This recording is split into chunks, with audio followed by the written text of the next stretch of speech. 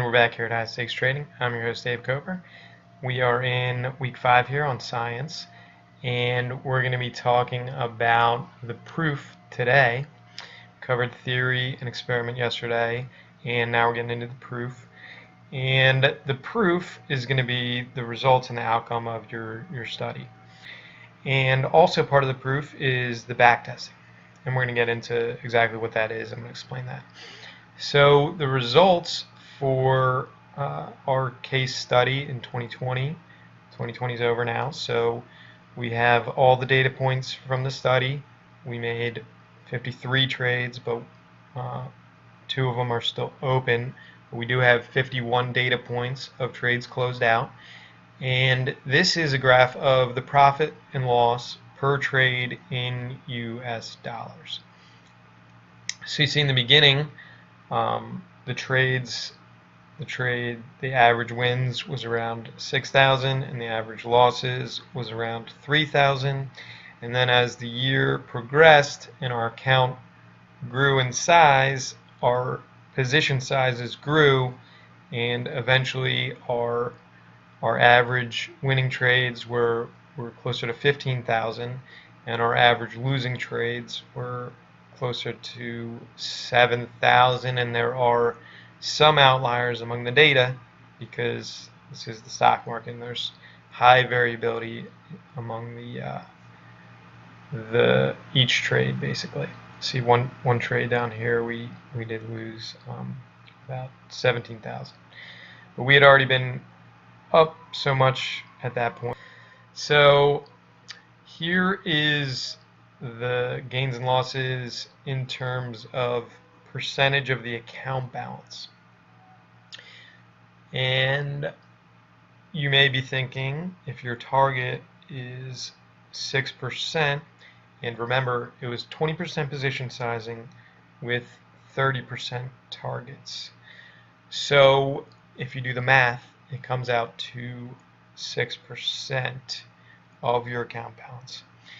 So there's a bunch of data points that are slightly under the line, and I'm going to explain that right now. It's because when the trade triggered, when the exit triggered, the account balance was higher. So this is comparing it to the account balance when the trade exit triggered. When the entry triggered on Friday afternoon, it would have been, the target would have been 6%, but because other trades were continually hitting, it became less of the account balance. So it's not that we weren't aiming for 6% per trade, it's that the account balance was greater than when we placed the trade because it was 10 days earlier on average. Okay, and then the losses, there was a lot higher variability on the losses, and we did expect that a little bit. Some were pretty far off the mark, and we looked into those trades a little more carefully, but you can see the results yourself. At the end, we're gonna show you where you can download these exact trade results. Okay. So this is a snapshot a little bit before the year ended, but you can clearly see the 100% return on investment mark.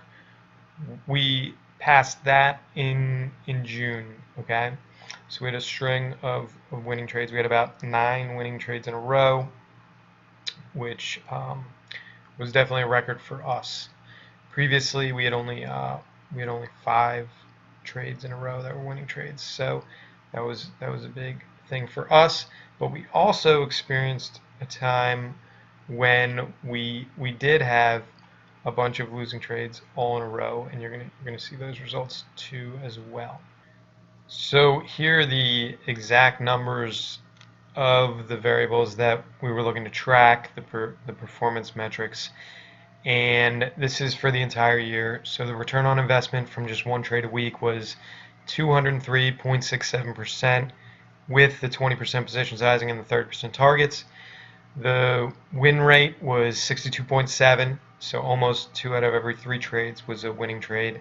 Average hold time was 11.46 days. Reward to risk ratio, sorry, that's a typo. Reward to risk ratio is 1.51 to 1, and I'm gonna show you these results in the Excel file with the actual data. And it was 51 trades closed, so we do believe that to be statistically significant. And then backtesting, when you're backtesting, you want to adjust one variable at a time. And try and strategically raise and lower those variables based on what you think would be better. So when you experiment, obviously you're going to be making these trades on whatever time frame you set up, but try and be strategic about adjusting these variables and speculate first as to what you think would be better. But the action item is to download the track record of 2020 all trades and create your own track record by setting up a similar document. Okay, and I'm gonna take you to the track record right now that we set up. So here's where these numbers are. Our win-loss percentage is calculated. Here's the formula, but we summed up all the winning trades with the targets hit, and then all the losing trades were over here hit the stops. And you do want to track exactly the date that you bought it, which would be this column, and then the date that you sold it because it hit the price. Or if you're doing a time-based thing, that's fine too. That's up to you. And the average hold times are just the average of, so you can use this formula here, average and then parentheses, and then average out all the hold times here. So return on investment, that comes down to your initial amount divided by the sum of all the profit and losses, which is this. So of this was for 20% position sizing.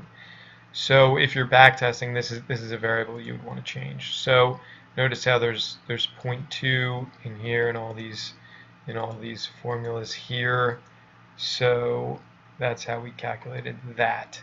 And then the reward to risk ratio is based on the average gains over the average losses, as I was saying. And then the average gains, you'd be taking each of these numbers, an average of them, and then average losses, you'd take an average of all the losing trades. Okay? So hopefully this data makes a little sense, and there are video links to each of these. Just click on it and it'll take you to YouTube, to the DCope channel. Feel free to subscribe as well. We do occasionally release videos of our trade highlights. Okay, so that is it for today, and I will see you in the next video. See ya.